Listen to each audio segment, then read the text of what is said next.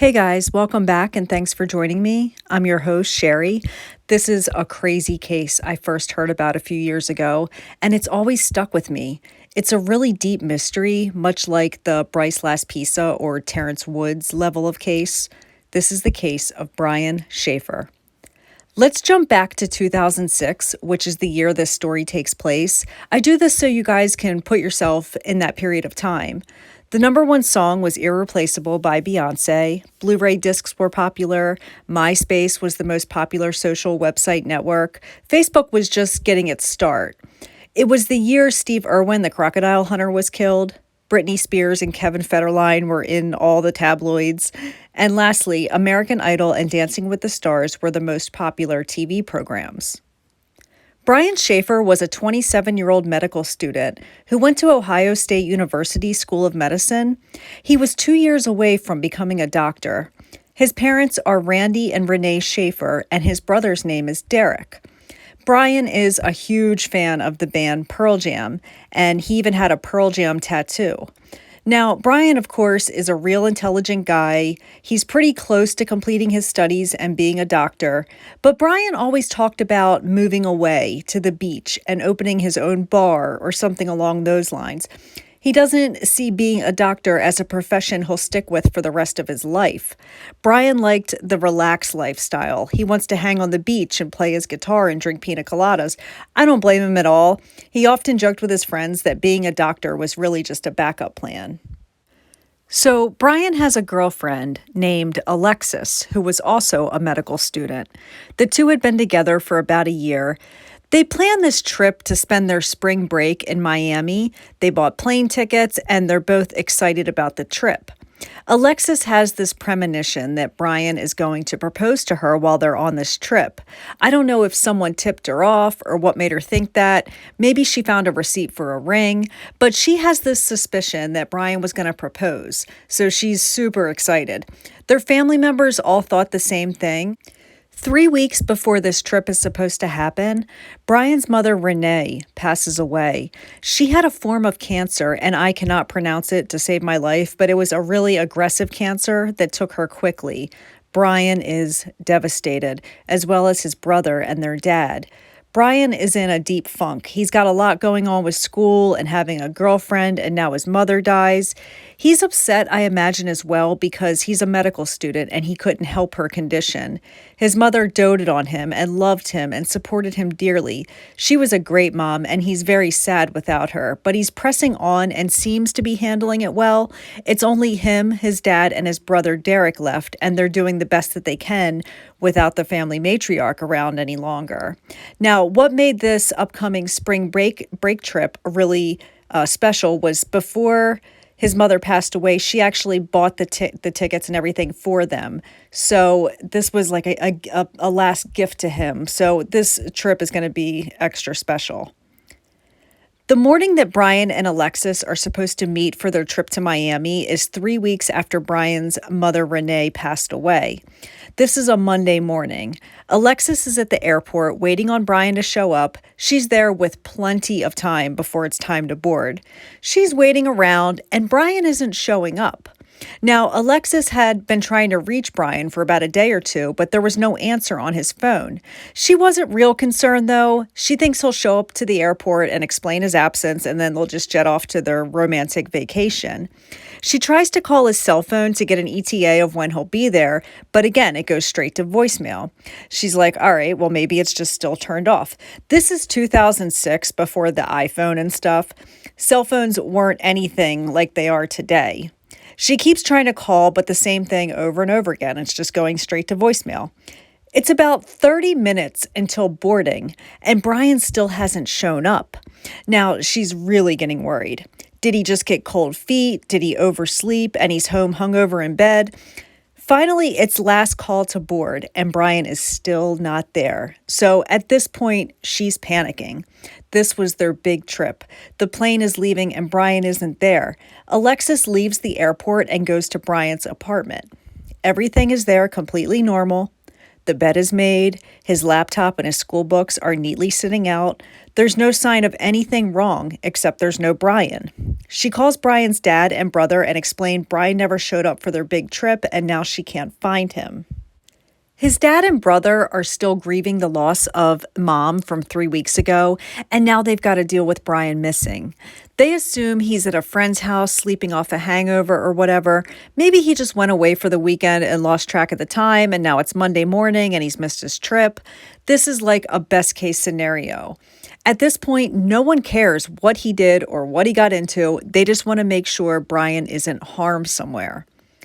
What we're going to do now is rewind a couple days so we can see Brian's movements and what ultimately led to him not showing up to the airport on Monday morning.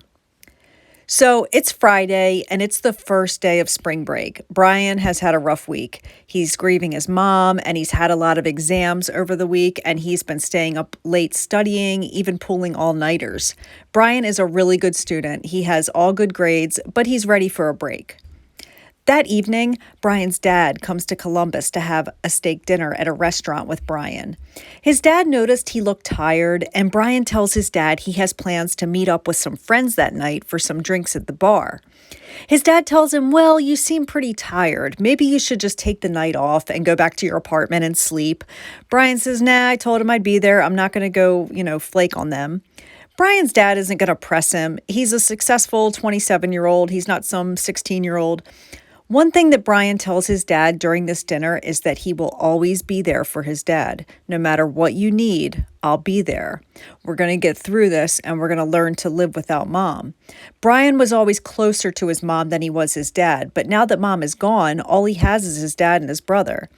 Brian had called his brother Derek to ask if he wanted to come out to the bar with him, and Derek couldn't make it because he had other plans. This single moment was probably Derek's biggest regret in life, and you'll see why soon enough. Brian and his dad say their goodbyes, and Brian goes to this bar in town to meet up with his best friend Clint. The bar is called the Ugly Tuna Saloona, which is the silliest name ever. The bar is on the second story of this building. And you go in and you take an escalator upstairs to where the bar is. The whole street is just bars and restaurants. This is a typical college bar and one that I would like to avoid. I'm showing my age here. There's cheap drinks and buffalo wings and loud music and frat bros doing keg stands, lots of security and college students. This is the place to be on the first night of spring break. Now, this is in a college area of Columbus, Ohio. There's a lot of nightlife, tons of businesses. Not like New York City, but a really busy place and tons of Ohio State stuff everywhere. So Brian and his best friend Clint take a shot at the Ugly Tuna. Then they go bar hopping around the town. They're just taking a shot at each bar that they go to, leaving and going to the next bar. Just a couple of college guys doing what college guys do. This is nothing out of the ordinary. They're having a good time. Around 10 p.m. that night, Brian called his girlfriend, Alexis, who was out of town. She's visiting with her family for the weekend. He tells her he loves her and he's excited for their trip on Monday. At midnight, Brian and Clint run into a friend who is a woman named Meredith. They ask Meredith if she'll give them a ride back to the Ugly Tuna. It's midnight, but they're not really looking to go home just yet. Meredith drives them to the Ugly Tuna, and the three of them go inside. You can actually see on your screen right now Brian heading up the escalator to the bar, and that's Clint and Meredith standing behind him. Brian and Clint are a little tipsy at this point. Remember, they've been doing shots all evening, but it's been hours, so they were just kind of like on this long bender. Brian becomes separated from Clint and Meredith and is talking to the band who had finished playing. They were wrapping up their cords and packing gear up. It's the end of the night and everyone's kind of winding down and paying their tabs. People are calling taxis, and you guys know what it's like at the end of the night of a bar. The bar is closing in 5 minutes. It's now 2 a.m. and Brian was seen on the camera talking to two girls he knew. The girls say goodbye and walk away, and then he seems to move off camera. This was the last sighting of Brian. Clint and Meredith go back inside to do a quick sweep of the bar looking for him, but they can't find him. They call out for him, but no one responds. The bar staff tells them that the bar is now closed and they gotta leave. So Meredith and Clint wait outside hoping Brian will show up. Remember, these two are drunk and they just want to go home. They assume Brian must have walked home or maybe ran into a friend and left with them. They decide to leave. And rule of thumb here, if you show up to the bar with a friend, make sure you leave with that friend or at least know their whereabouts. So Clint and Meredith assume he left without them. Or possibly he could have walked home since his apartment was only 6 blocks away. They're seen on camera leaving the bar. They're laughing while walking down the street. One thing I have to point out here, and this is very important to this story, is that there is cameras all over the street. This section of Columbus, Ohio, has more surveillance cameras than any other part of Ohio. I guess because it's affiliated with Ohio State University, but there's cameras outside every business. There's streetlight cameras. I mean, they're everywhere. At 2:10 a.m., a security camera catches Clint and Meredith going into the parking garage where Meredith's car is parked, and then they leave. Fast forward to Monday morning, and Alexis is at the airport waiting on Brian to show up, and he never does. The police are notified, and now they have to trace his steps over the last couple days. Brian is now officially a missing person. The police are questioning everyone who saw Brian that night, including Clint and Meredith. There's no indication of any foul play. The search begins at the Ugly Tuna, since that was the last known place that anyone saw Brian. They're searching all around the building for any sign of Brian, including the dumpster outside and dumpsters for businesses in the area. You guys, there's literally no sign of him anywhere. It's like he simply vanished into thin air. The investigators go to Brian's apartment. There they find Brian's car parked outside. Everything looks completely normal inside the apartment. The only thing missing is Brian's cell phone and wallet, which we know he had on him that night. What makes this case so mysterious and what has brought the most attention is that police combed through hundreds of surveillance videos from that night. Remember, Brian is seen coming into the bar on video, but he's never seen exiting the bar. As far as anyone can tell, he's still inside that building somewhere. Now, there was another exit that didn't have any cameras on it, and it was an employee exit. So, of course, we just assume that Brian went out that exit for some reason. Here's the problem with that. The area around that exit was under construction. It's nearly impossible to get out of due to materials and construction stuff just all around. So the exit was closed. Let's say he did, for whatever reason, decide to go out this exit and navigate around the materials. The Ugly Tuna doesn't have any cameras on that side door, but all the neighboring businesses have cameras, and you can clearly see that exit door. Brian never came out of that door. Let's say Brian made it outside somehow and was able to bypass all the cameras, including the front door. The issue is that all the cameras on the street would have seen him walking or getting into a car. I can't explain to you guys how much surveillance is on the street. This is a busy college town, and it's always bustling with students. There's hundreds of cameras all around the area that Brian was in. Brian as well is hard to miss. He's 6'2" tall. He's an attractive man, and people notice him. A lot of the patrons in the bar that night remember him, but no one can figure out where he is or how he managed to get out of the bar without being spotted. Every person that was in the Ugly Tuna was accounted for and matched up with each image of each person leaving the bar, except Brian. So that dismisses the theory that Brian could have changed his clothes and put on a hat and glasses to change his appearance. I don't know the number of patrons and bar staff that were in the bar that night. I'm just going to give a random number. Let's say it was 65 people that entered. The camera has 64 people leaving. The bar staff and the band that played that night are interviewed and questioned, as well as every person who was in the Ugly Tuna that night. Everyone was extremely cooperative, but nothing was really helpful. No one's able to give any really useful information about Brian's disappearance, including the two girls that Brian was seen last talking to. Clint and Meredith are the two who were the most interviewed. Remember, Brian and Clint have been together all evening. Meredith didn't meet up with them until midnight when she drove them back to the Ugly Tuna. Meredith was ruled out pretty quick, but the police want to take a closer look at Clint. Remember, Clint is Brian's best friend. Even though Clint hasn't done anything wrong, they still have their eyes on him. At this point, the police have no leads to go on. Clint and Meredith are both asked to take a polygraph. Meredith complies and passes. Clint refuses, though. What Clint does next has everyone baffled. He gets a lawyer. Now, I know what a lot of you are thinking, but remember, Clint refusing to take a polygraph and hiring a lawyer doesn't automatically mean that he's guilty. I've preached to you all before about polygraphs. They're inaccurate. If you have anxiety like myself, you're probably going to fail. You don't have to take a polygraph if you don't want to, and they're inadmissible in court. Clint also hires a lawyer because he knows the police have eyes on him, so he's not doing anything that a lot of other people wouldn't do. The public is looking for someone to blame this disappearance on, and who better than the guy he was hanging with most of the night? If I was being dragged into an investigation, I'd hire a lawyer as well. Once Clint has lawyered up, he's less cooperative with the investigation and stops speaking to police and Brian's family. This really bothers Brian's family. But I kind of feel that Clint was smart to do what he did. He's just following his lawyer's advice.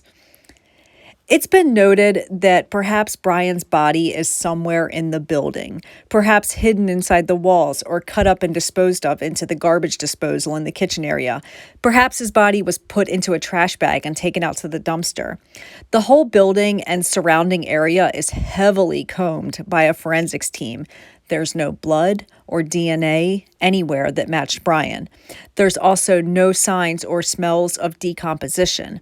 The cadaver dogs are brought in, and like I told you in the Terrence Woods case, cadaver dogs would find a dead body.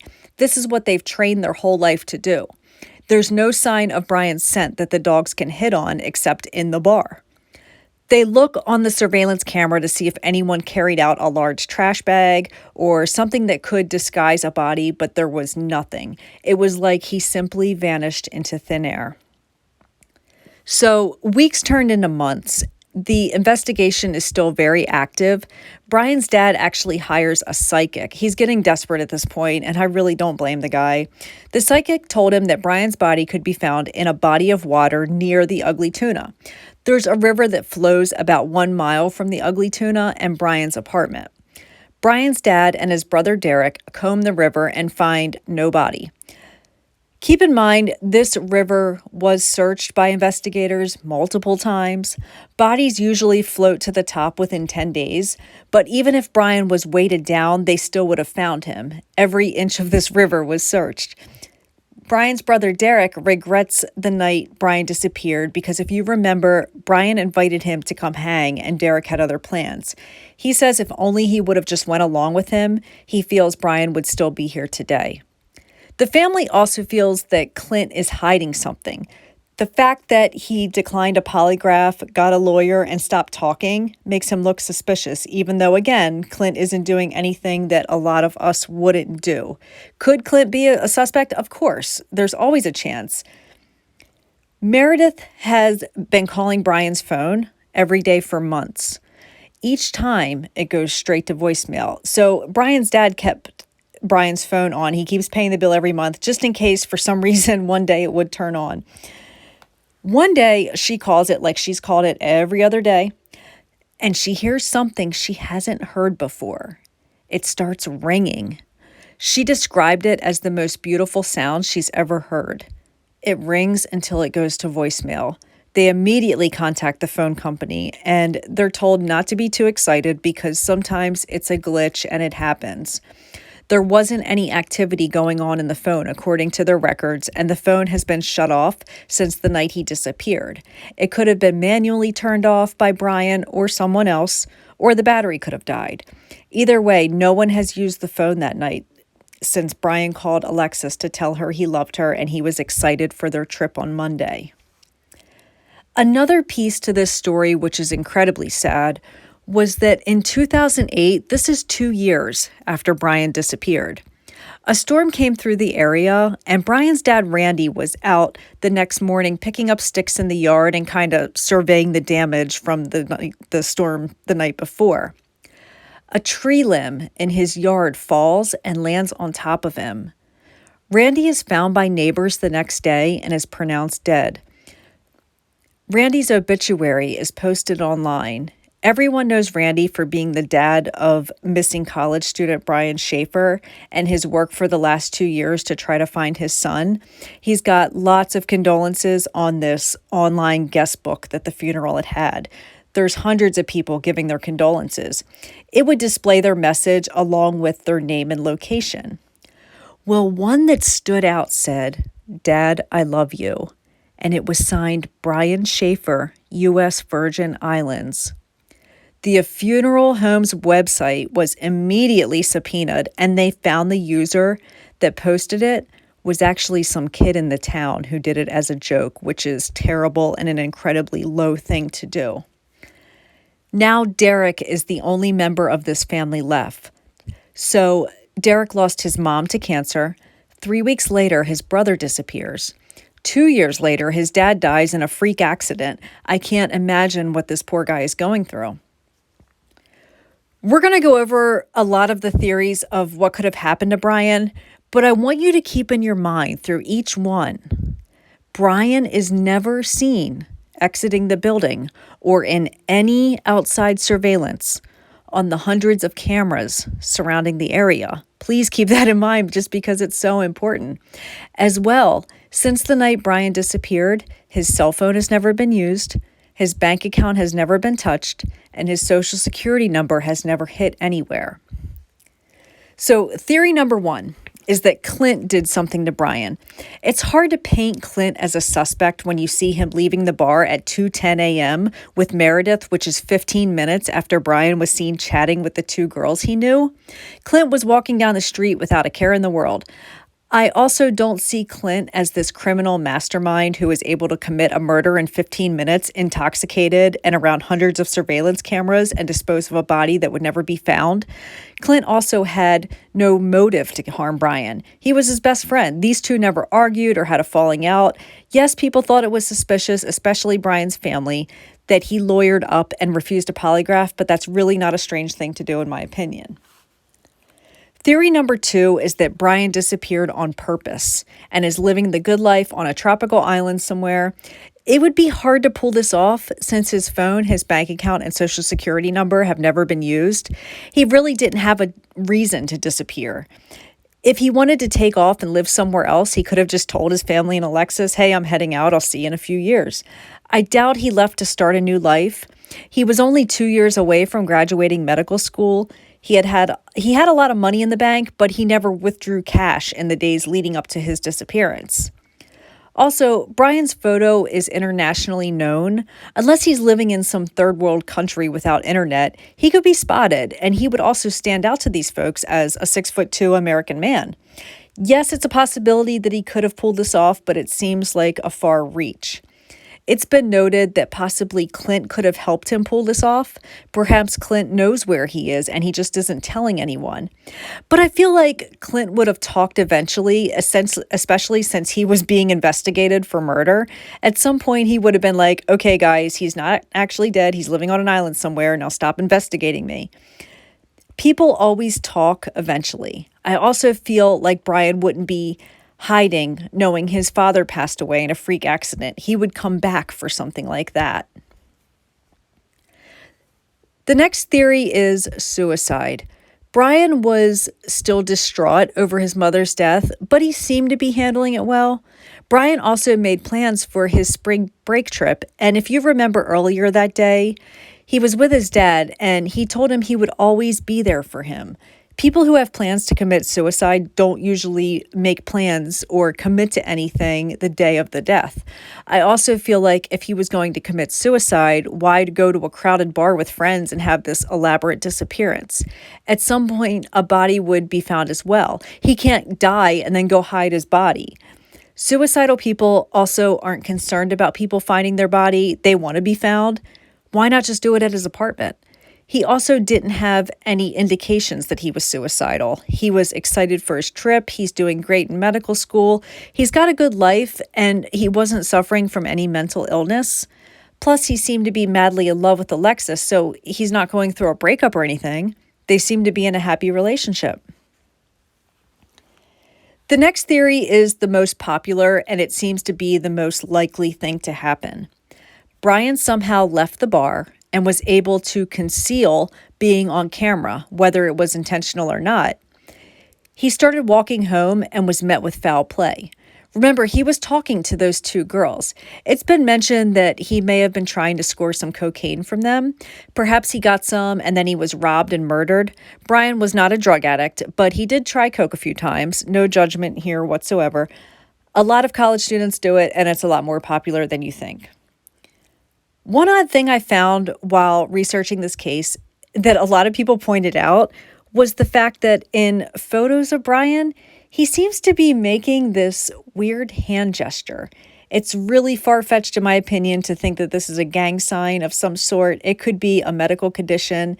It could be just like that he liked making goofy hand gestures. It was the year of MySpace, and we were all doing all kinds of weird shit in photos.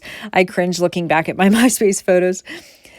Anyway, if you Google Brian Shaffer hand sign, you'll see what I'm talking about. It's completely insignificant in my opinion, but it was just a weird observation that a lot of people have. Anyway, back to the foul play theory. So Brian slips out of the bar and is somehow unable to be seen on camera. He doesn't tell Clint and Meredith that he's leaving, even though he most likely would have left the same way he came, which was with Clint and Meredith. Somebody robs him and kills him, and were able to cover their tracks and have a body never be found after 15 years. This person would have to be a mob-level type of criminal in order to pull this off. Also, not to be caught on the cameras all up and down the street would have had to have been the perfect spot at the perfect time. Brian could have also, for whatever reason, slipped out of the construction entrance and managed to not be seen by the camera pointing at the door. He could have fallen into one of the holes where the construction was happening. The trouble with this is that his body would have been found immediately, and it probably wouldn't have been so deep that he would die from his injuries. The next theory is that Brian died inside the bar accidentally, and the workers covered it up and disposed of his body somehow. Again, the forensics team found no traces of anything DNA related or blood splatter. Besides, what are the odds that multiple people would be able to keep the same secret? Remember the Terrence Woods case when it was mentioned that the film crew might have killed him? There is no way that someone is keeping a secret that long. I want to think that Brian is in heaven with his mom and his dad, and they're all reunited. I hope whoever was responsible for Brian's disappearance will someday be caught and Brian's body will be located to help bring Derek some closure. Derek still continues to look for his brother. He wears a bracelet with his brother's name on it. I really hope that Derek knows he has a lot of people in the world who are still actively looking for Brian and that he's not alone. The Ugly Tuna Saloona closed in 2018. I don't know whatever happened to Meredith Reed and Clint Florence. I found what I thought was Meredith Reed's Facebook page, but the girl seems a lot younger than Meredith would be. She looks like she's under 25 years old, but she lives in Columbus, Ohio, so maybe it's like a niece or something. I don't know. Alexis moved on after a couple years. She did her best to close that chapter of her life. She's married with a family now, and she actually became a OBGYN doctor. She said she still thinks of Brian often, and that morning that they were supposed to leave for their trip, she just wished, like the rest of us, that something will turn up eventually. Remember I told you Brian was a huge Pearl Jam fan? One night at a concert, lead singer Eddie Vedder, between songs, gave a tribute to Brian and told people to look out for him. He has a Pearl Jam tattoo, and he's one of us. The crowd cheered and yelled, and then he dedicated the next song to Brian, which was called Come Back. Brian, wherever you are, whether it's here on Earth or out in the cosmos, you have a lot of people looking for you, and we want to bring you home. That's all for this case. I'll see you all again soon. Take care and much love to you all.